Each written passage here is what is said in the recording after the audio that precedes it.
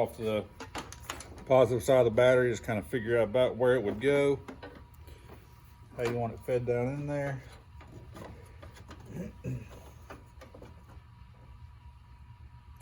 And actually this piece is exactly what I need, so I'm not even going to have to trim it down any. So we'll go ahead and put the other end on this one here. All right, got the input on it, got it routed about where I want it at. Once again, the copper lug is to the battery.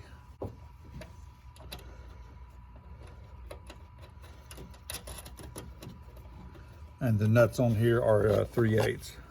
Put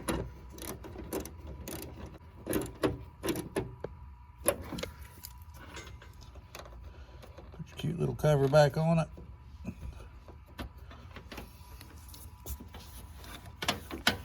Route your wires where you want it. Now your breaker's hooked up, ready to be hot. So now all the wiring is done. Everything is hooked up to the fuse box. It's hooked up to our relay coming from the fuel pump. Fuel pump is grounded. The relay is grounded. We've got our hot going to the battery we just hooked up. So all of that's done. All right, we've got the electrical hooked up. We've got all the lines run. Everything's hooked up. We're going to start putting the wild pipe back on, IPR line, and the glow plug regulator.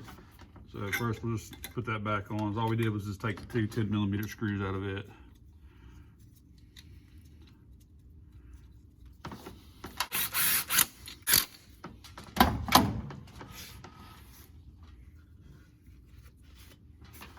In the kit, you're gonna have this part right here. It's gonna be the gasket going from the wild pipe to the turbo.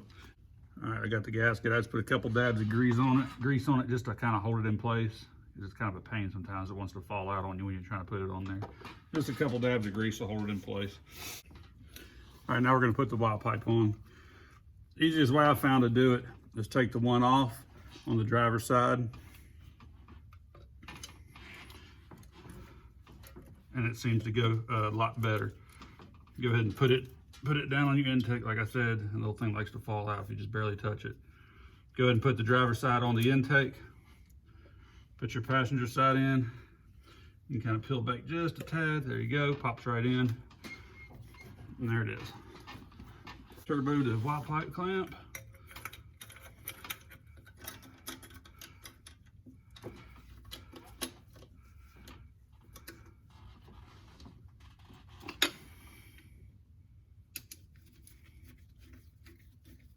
All right, on the old fuel filter bowl, there was a wire went around here underneath the fuel filter bowl. It hooked up to the heaters here on the side, the regulator up top, and also went to the IPR. So go ahead and pull that line off, and we're gonna put that line back together. All right, now usually that line is pretty long and it's got still got all the other fittings on it. I've reduced it down to one 12-inch line. Just one short line so you can tuck it up in here. I do have another video out there, how to shorten the IPR line after installing an e-fuel system. If you want to look at that to see how to shorten this line and what wires you need to keep and what ones you can get rid of. But by doing this, you're able to tuck this wire way down in here so it's not really noticeable. Kind of keeps everything clean looking in here.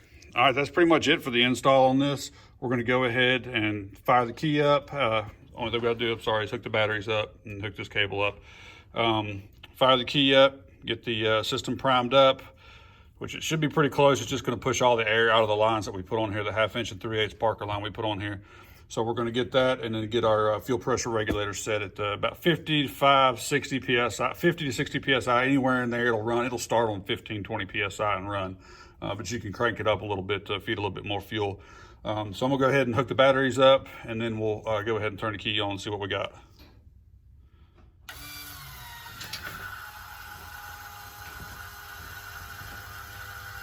All right, we got electric to the pump. We do have about 20 PSI right here. Also, this Allen is gonna be a 3/16 Allen to adjust your fuel pressure. So we're gonna go ahead and start the truck up and adjust the fuel pressure while it's running.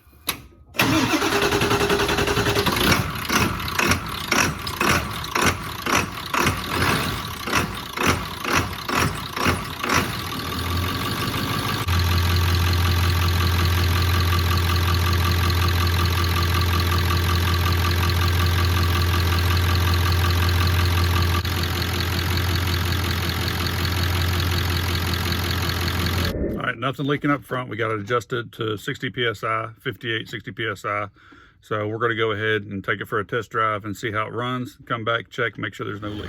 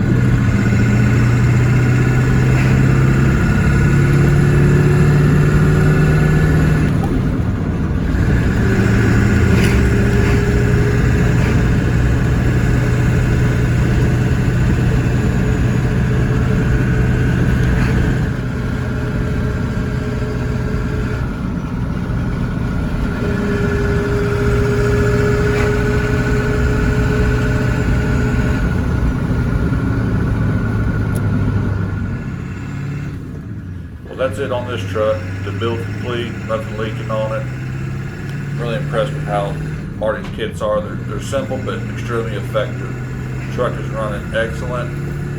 I'm going to continue to do some more builds on my 96 truck. So stay tuned and look for the videos coming out on it. Appreciate you guys for watching. If you would, please hit the like button and subscribe. I'm going to have as much content as I can for you guys.